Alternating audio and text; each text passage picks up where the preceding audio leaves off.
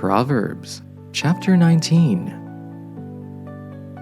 Better a poor person who lives with integrity than someone who has deceitful lips and is a fool. Even zeal is not good without knowledge, and the one who acts hastily sins. A person's own foolishness leads him astray, yet his heart rages against the Lord. Wealth attracts many friends, but a poor person is separated from his friend. A false witness will not go unpunished, and one who utters lies will not escape. Many seek a ruler's favor, and everyone is a friend of one who gives gifts. All the brothers of a poor person hate him. How much more do his friends keep their distance from him? He may pursue them with words, but they are not there. The one who acquires good sense loves himself. One who safeguards understanding finds success. A false witness will not go unpunished, and one who utters lies perishes. Luxury is not appropriate for a fool, how much less for a slave to rule over princes. A person's insight gives him patience, and his virtue is to overlook an offense. A king's rage is like the roaring of a lion, but his favor is like dew on the grass. A stupid child is ruin to a father, and a wife's quarreling is a continual dripping of rain. House and wealth are inherited from parents, but a prudent wife is from the Lord. Laziness brings on dead sleep. An idle person will suffer hunger. Those who keep the commandment will live. Those who are heedless of their ways will die. Whoever is kind to the poor lends to the Lord and will be repaid in full. Discipline your children while there is hope. Do not set your heart on their destruction. A violent-tempered person will pay the penalty. If you effect a rescue, you will only have to do it again. Listen to advice and accept instruction, that you may gain wisdom for the future. The human mind may devise many plans, but it is the purpose of the Lord that will be established. What is desirable in a person is loyalty, and it is better to be poor than a liar. The fear of the Lord is life indeed. Filled with it, one rests secure and suffers no harm. The lazy person buries a hand in the dish and will not even bring it back to the mouth. Flog a mocker, and the simple will learn prudence. Rebuke the discerning, and they will gain knowledge. Whoever robs their father and drives out their mother is a child who brings shame and disgrace. Stop listening to instruction, my son, and you will stray from the words of knowledge. A corrupt witness mocks at justice, and the mouth of the wicked gulps down evil. Penalties are prepared for mockers, and beatings for the backs of fools. Proverbs Chapter 20. Wine is a mocker, beer is a brawler. Whoever goes astray because of them is not wise.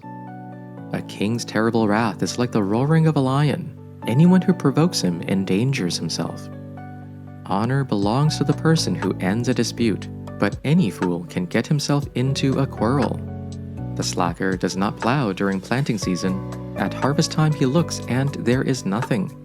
Counsel in a person's heart is deep water, but a person of understanding draws it out. Many a person proclaims his own loyalty, but who can find a trustworthy person?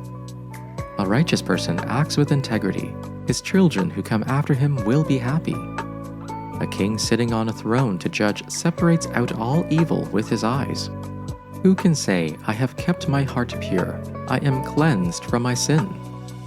Differing weights and varying measures, both are detestable to the Lord.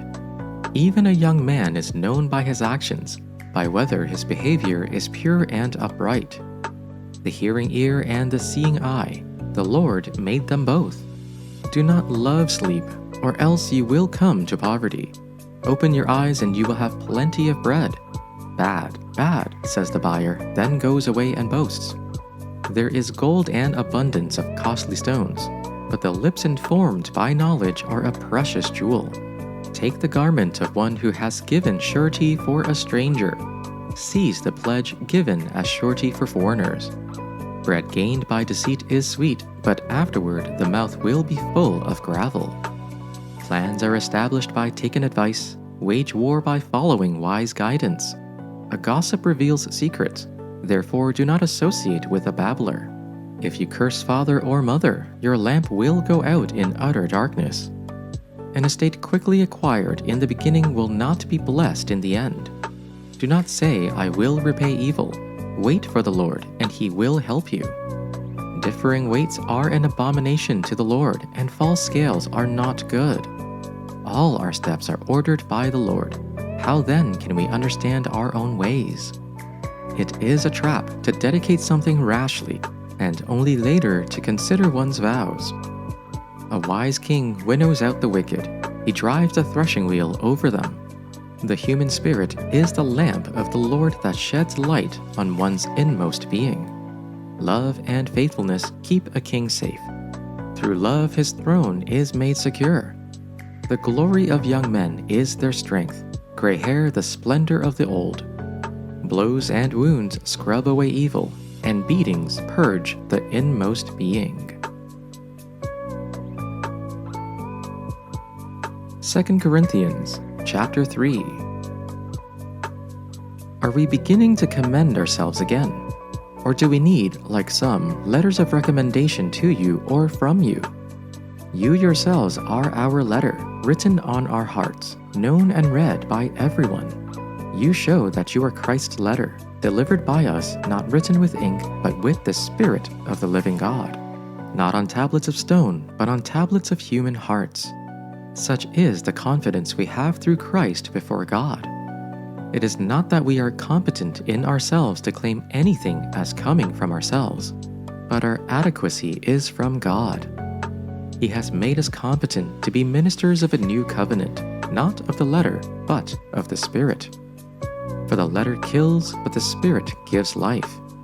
Now, if the ministry that brought death, chiseled in letters on stones, came with glory, so that the Israelites were not able to gaze steadily at Moses' face because of its glory, which was set aside, how much more will the ministry of the Spirit come in glory? For if there was glory in the ministry of condemnation, much more does the ministry of justification abound in glory.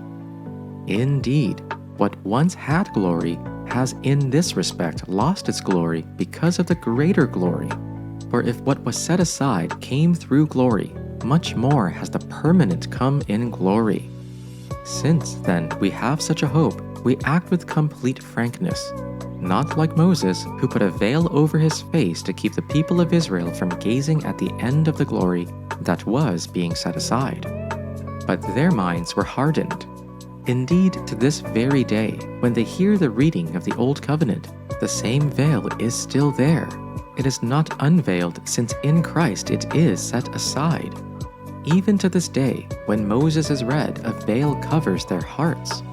But whenever anyone turns to the Lord, the veil is taken away. Now the Lord is the Spirit, and where the Spirit of the Lord is, there is freedom. And we all, who with unveiled faces contemplate the Lord's glory, are being transformed into his image with ever-increasing glory, which comes from the Lord, who is the Spirit.